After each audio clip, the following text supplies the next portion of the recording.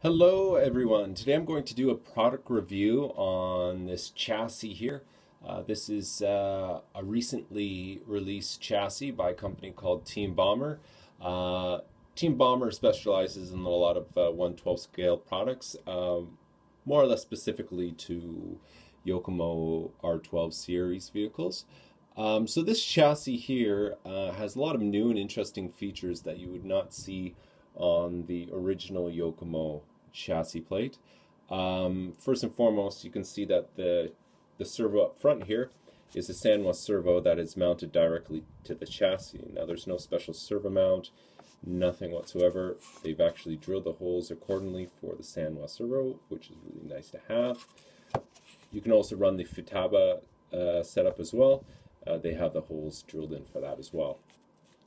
Just quickly moving up to the front suspension here, you can still run the Yokomo style front suspension, or you can run the Team Bomber setup as well. So you got that choice of either or. Now moving towards the sides here, I'll mention this in this screw here in a little bit, but with the Yokomo's original chassis layout, you can run the servo off to the side here, which will allow you to run the crank system to keep it like an original stock R12 C3 setup.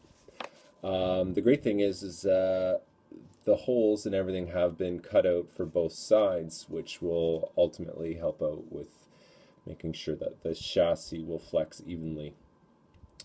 Which also means you can actually run the servo on either side, which is pretty neat, and that's why you got the two holes cut out here. Now I'm going to flip the chassis upside down so you can see the holes right in the center here. Now these holes right there, this is for Yokomo's shock mount. So you have three positions. Now I'll mention those three positions in a couple seconds here, but these center hole positions are meant for like the CRC style, like just like the pole setup here, which you can move and lengthen the shock out a little bit here. So you can see here you got these multiple hole positions, which I guess would have these like little towers set up. Now you'll see here is the Yokomo shock mounting system. Now the shock mounting system will go from here to here to here. Now the reason why they have these multiple positions is that you can now run your battery in a position such like this. Okay. And since I've moved this shock mount over this way, I can run the battery going lengthwise like this.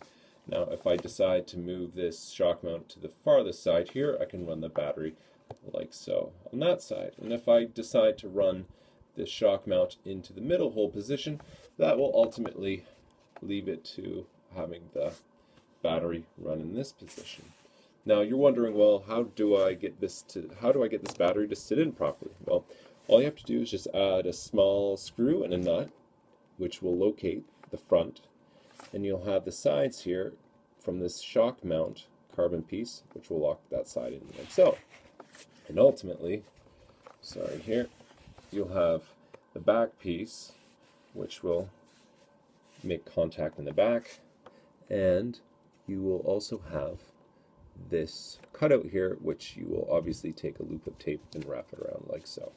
And that's pretty much it. And there's so many neat and interesting features that this chassis offers, and it gives you a multitude of adjustments, which you never really got on the original Yokomo C3 model, but Team Bomber has definitely done their homework, and I highly suggest picking up this chassis because there's so many interesting and unique features that you can do now with your R12 C3.1 chassis. Okay, I hope this video was of help. If you have any questions, please leave a message in the comment section. Okay, bye-bye.